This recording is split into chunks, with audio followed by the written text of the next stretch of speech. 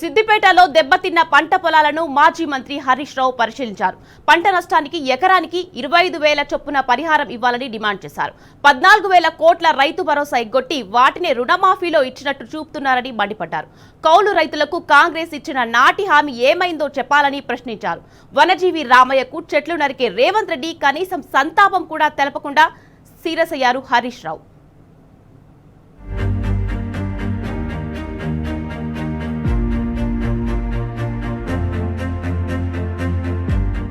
రాష్ట్రంలోని కాంగ్రెస్ సర్కారు 14,000 రూపాయల రైతు భరోసా నిధుల్ని రైతులకు ఎగ్గొట్టిందని, వాటిని రుణమాఫీ చేసి బొంకుతున్నదని బీఆర్ఎస్ మాజీ మంత్రి సిద్దిపేట ఎమ్మెల్యే హరీష్ రావు ధ్వజమెత్తారు.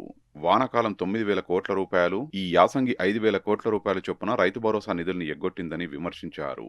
సిద్దిపేట జిల్లా నంగునూరు, చిన్నకోడూరు మండలాల్లోని వివిధ గ్రామాల్లో ఇటీవల కురిసిన అకాల వడగండ్ల వర్షానికి దెబ్బతిన్న పంటలను శనివారం ఆయన పరిశీలించారు. బాధిత రైతులను ఆయన పరామర్శించారు.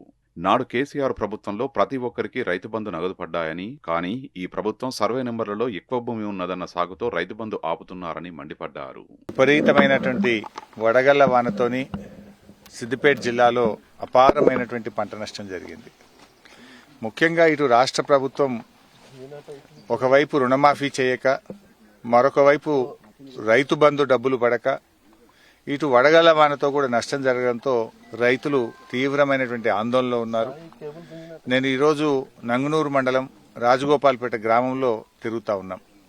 ఇప్పుడు రాజగోపాల్పేటలో ఇప్పుడే ఒక రైతు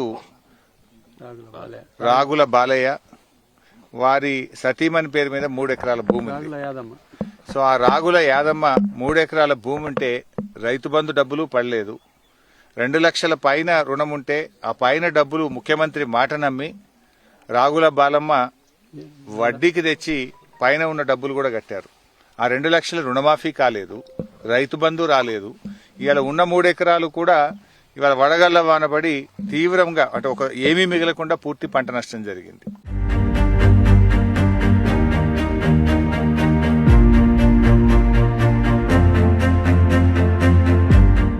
కరోనా లాంటి క్లిష్ట పరిస్థితుల్లోనూ కేసీఆర్ రైతు బంధు ఆపలేదని తెలిపారు. రాష్ట్ర వ్యాప్తంగా పంట నష్టపోయిన రైతాంగానికి ఎకరాకి 25,000 రూపాయల చొప్పున ఇన్పుట్ సబ్సిడీ ఇవ్వాలని, ఉచితంగా విత్తనాలను అందించాలని ప్రభుత్వాన్ని డిమాండ్ చేశారు. పంటలు నష్టపోయిన కౌలు రైతులకు వీటిని వర్తింపజేయాలని కోరారు. గత 3 నెలలుగా బాధిత కుటుంబాలకు రైతు బీమా ఇవ్వకుండా ప్రభుత్వం నిర్లక్ష్యంగా వ్యవహరిస్తున్నదని విమర్శించారు. వెంటనే వాటిని విడుదల చేయాలని డిమాండ్ చేశారు. పంటల బీమా చేస్తామని అసెంబ్లీలో చెప్పిన కాంగ్రెస్ ప్రభుత్వం చేయకుండా రైతులకు తీవ్ర అన్యాయం చేసిందని, ప్రభుత్వ నిర్లక్ష్యానికి ఇది మరో నిదర్శనమని పేర్కొన్నారు.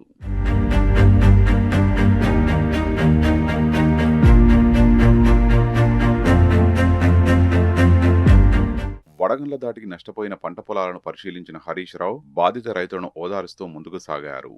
చిన్నకోడూరు మండలంలో కరీంనగర్ రోడ్డు ఇబ్రహీం నగర్ ఇడ్లీ బండి వద్ద మాజీ మంత్రి సిద్దిపేట ఎమ్మెల్యే హరీష్ రావు రైతులతో కలిసి టిఫిన్ చేశారు. రైతులను, స్థానికులను ఆప్యాయంగా పలకరిస్తూ, వారితో ముచ్చటిస్తూ, వారితో సరదాగా కొద్దిసేపు గడిపారు.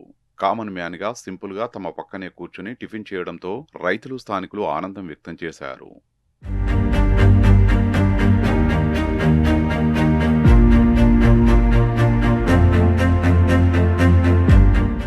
ఇక పద్మశ్రీ అవార్డు గ్రహీత వనజీవి రామయ్య మృతికి హరీష్ రావు సంతాపం తెలిపారు.